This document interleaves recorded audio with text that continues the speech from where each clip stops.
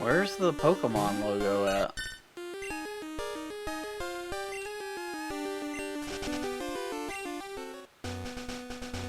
Why is the Pokemon logo not on the screen?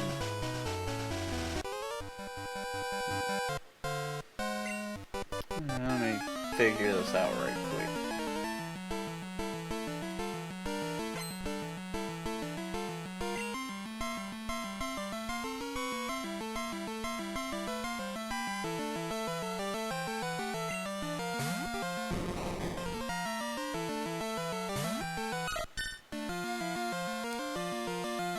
Mr. Mime. Give you a rock smash.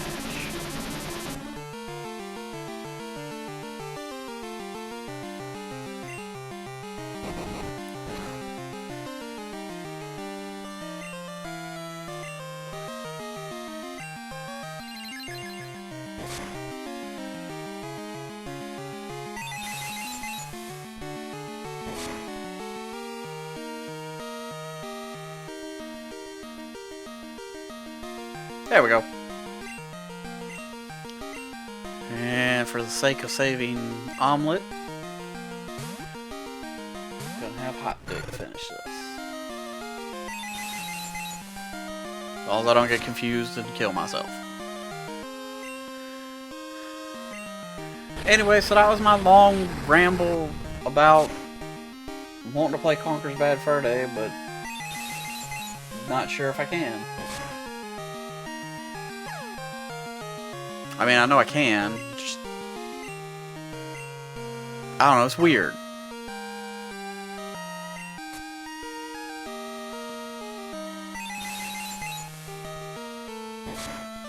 But I guess that's something that I just need to get over and just play what I want to play. I mean, that was part of the reason why I left YouTube for about a year is I was only playing games to make content.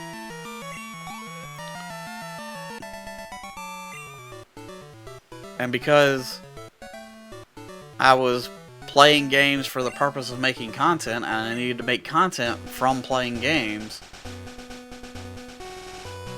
that's what started, you know, if I'm playing a game, I've got to be in character the whole time I'm playing the game. I don't want to be a character, I just want to play games and have actual reactions or conversations.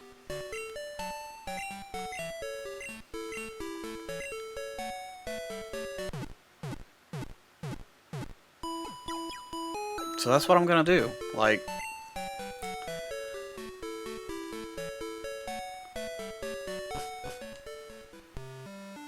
yeah, I don't want to be like everybody else. I know that's cliche too, but like there was a time where I was like, oh, I want to be a Pokatuber, so all I can play is Pokemon games. And that was like when I did the Pokemon Blue Let's Play. And by the end of Pokemon Blue, because I was so focused on being a Pokatuber, I didn't have fun at all. I was like, I'm not gonna play Pokemon games on YouTube. You know, I had a ton of ROM hacks downloaded and everything ready to go, and I was like, this is the genre that I'm gonna do, and I'm gonna do the whole making the different overlays for every game and having the little windows that the team members pop in and do different things like gray them out when they faint, or fade them yellow when they get paralyzed, or red when they get burned, and stuff like that. Which, in a stream, is possible. But, I mean, you're talking about a lot of prep work and a lot of hotkeys. and a lot of splitting your attention between playing the game and making sure that the on-screen dynamics are proper. So, with wanting to stream, that's just, it can't happen. Not unless I had somebody else running the board. Which probably won't happen.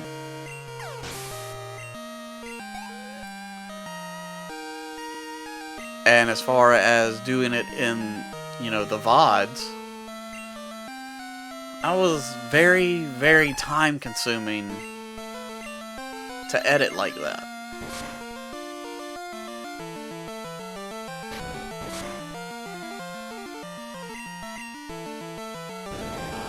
And, you know, not that I'm lazy, but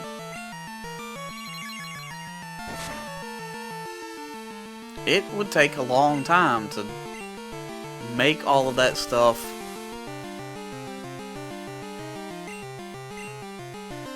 and only use it for,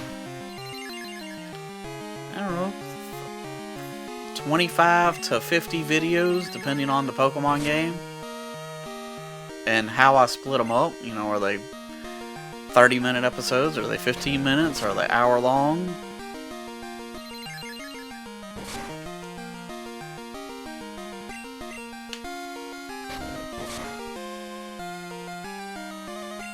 So by the end of that Let's Play, I was like, I'm not having fun doing this. Pokemon is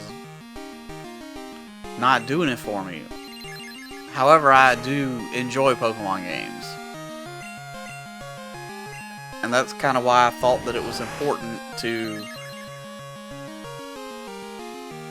come back in the swing of things with a Pokemon game. To prove to, if nobody else but to me, that I can still enjoy these games. And I'm letting loose and just playing this, you know, how I would play it in the backseat of the car on my Game Boy Color when I was a kid, and it is so much more fun. And the conversation is just kind of secondary to it.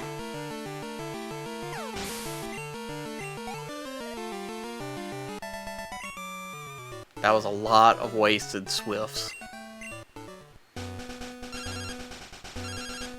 Oh, what'd you waste my money on now? Thanks. I don't need dolls. I need supplies. I'll spend my money on a Master Ball next time.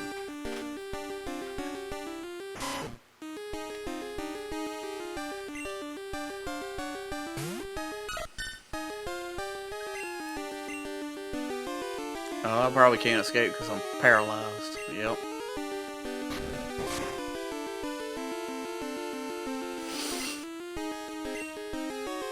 But yeah, it feels good to open up about all of that stuff.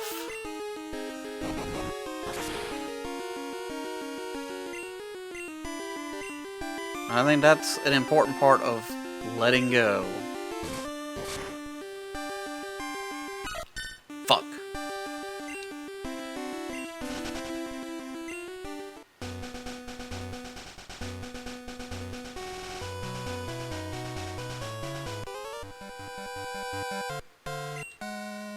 And I really do feel like now I can just play whatever I want. And if I don't finish a game, I just don't finish it.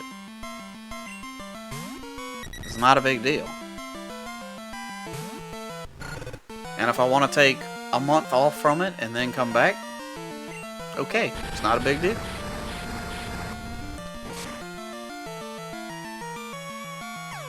And I know this is kind of like a bitchy, whiny stream. And I guess I apologize for that, but at the same time, I'm not really bitching. I'm just kind of sharing all of this information that I don't think has ever really been put out there. Even when the old channel came to a close and I split off, there was a lot talked about in that video, but nothing quite like this. And there's been update videos like the return videos and all that stuff, but never quite this in-depth, so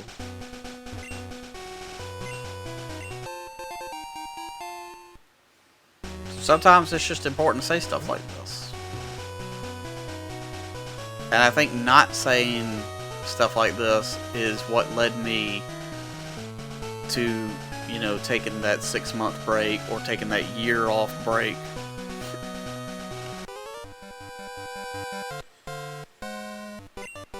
And at first, a lot of people were like, oh, you quit YouTube because of the whole small YouTuber thing. When they were like, you gotta have 1,000 followers and 10,000 views and 4,000 hours worth of watch time within the last year, and then you might be considered to be a YouTube partner again. I'm not gonna lie, that did piss me off a lot. And, you know, for like a month, there was the whole hashtag small YouTube army, and, you know, rallied behind a bunch of other people, and a bunch of people rallied behind my channel, and it was sub for sub and view for view, allegedly. Which was really cool in that moment. But after about a month, it died off, and people went right back to unsubscribing, and numbers dropped, and view for views weren't actually view for views, which I know is kind of a dirty way to manipulate the system, but it was kind of an unfair change, and I still believe it was an unfair change, because the small channels are not the problem. Yes, there are some bad ones out there, but your top performers are the ones causing the problems, and you're punishing the smallest people on your platform. That's not gonna make them stop.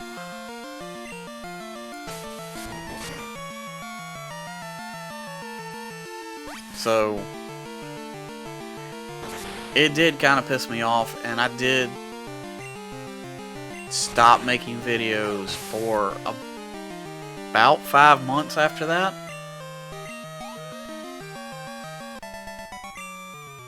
But then I was like, screw that, I'm gonna come back. It's not really about making the money. This was supposed to be, you know, a fun hobby, and that's what it needs to stay as.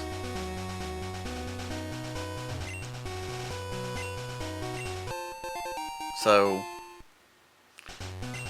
I made that returning video in June, and was all like, woohoo, and then I didn't make another video after that. Because even though I'm pretty sure I discussed in that video about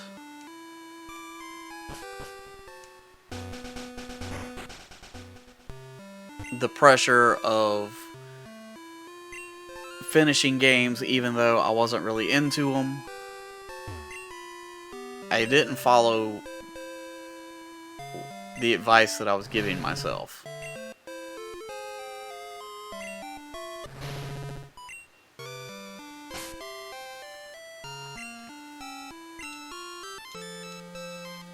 Well, who do I give the berries to?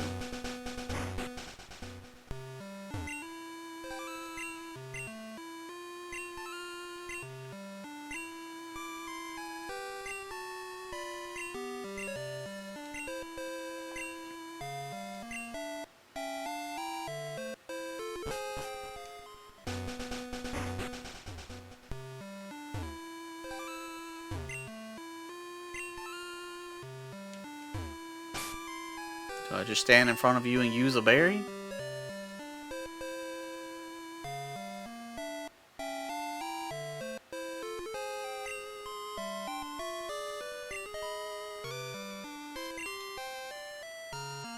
Okay, I guess not.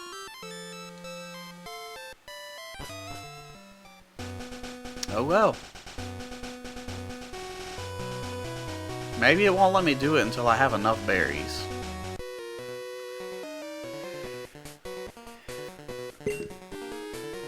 Anyway,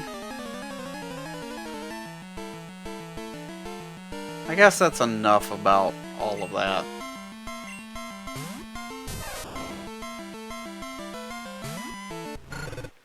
Ultimately, it's just there's a lot of ups and downs in anything that you do.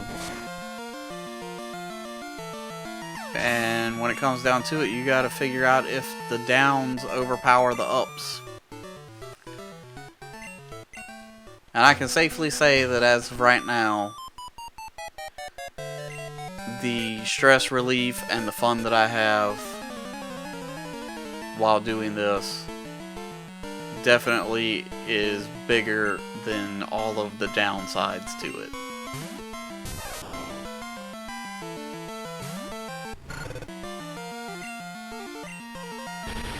And while I'm still getting back into the swing of things,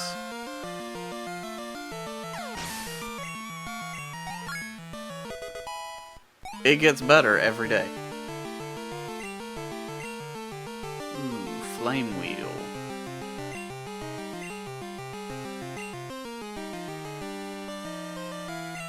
Can't remember if flame wheel is actually good.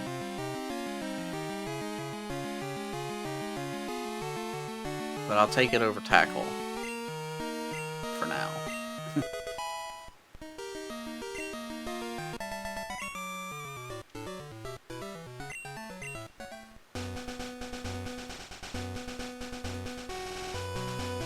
And I mean, also, I don't have a lot of time to dedicate to this right now. I'm hoping to change that in the future, but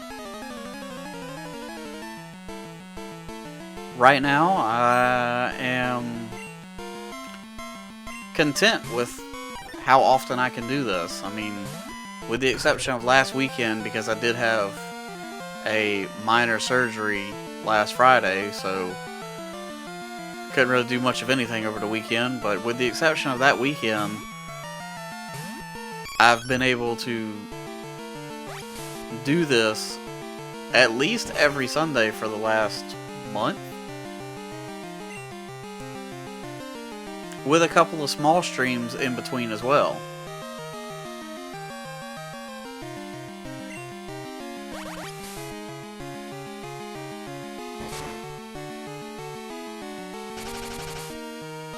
And also, I mean, with each stream that I do, or video that I do,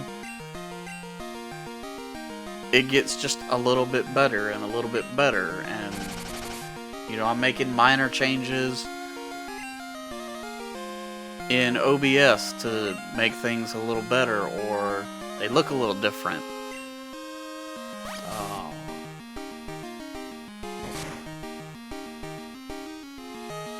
I've got a little savings account going to get a stream deck so I can better manage my hotkeys, because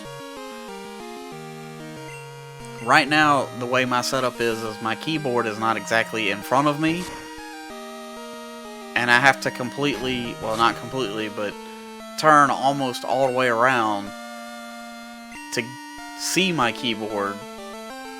So my hotkey setup is very simple at the moment. Like, enter is to do transitions, and the down arrow is my mic mute.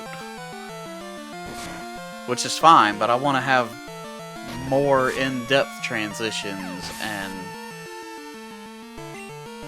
when I do speed runs, I want to be able to have the splits on the screen and all that, and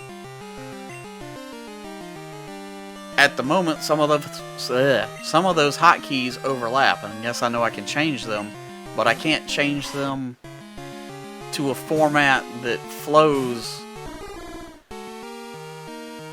in a good way to how my desk is set up at the moment.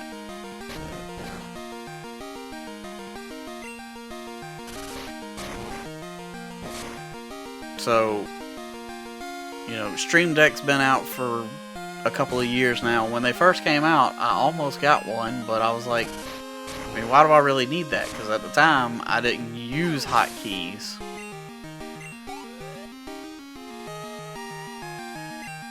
But now, I think it could be quite beneficial. I mean, plus, it's not just for streaming. I can have a setup for streaming with the hotkeys on it, and then I can have another setup for editing. Because as my time is now more selective, that's not the word I wanted to use, but it's the only thing I can think of.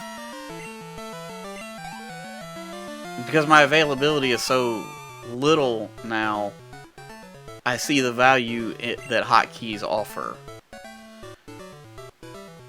Yeah, it might sound dumb, but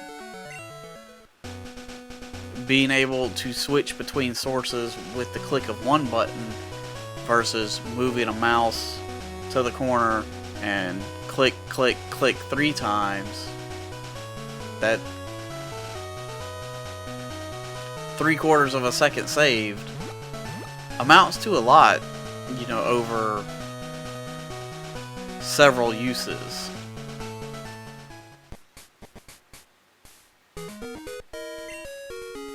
And the faster that I can get things accomplished also means the better the content is, and the faster content becomes available. So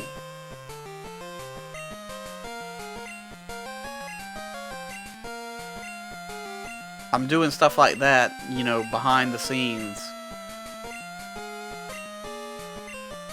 to make things better. And in the long run, if, you know, I don't take off and become a super famous Twitch person or a YouTuber, that's still okay, because ultimately I'm doing all this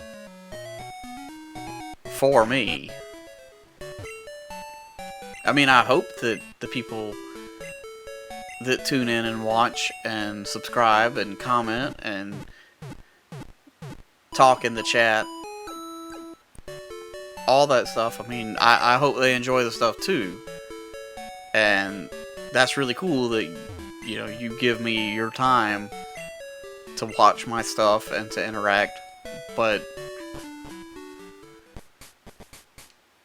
that's just a benefit of everything else that I'm doing this for. I mean, you know, this is a great way for me to wind down after working my 9-to-5 job, so to speak.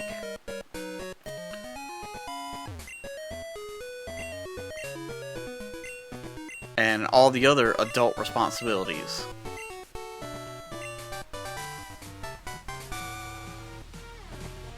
Like cutting grass. I hate cutting grass.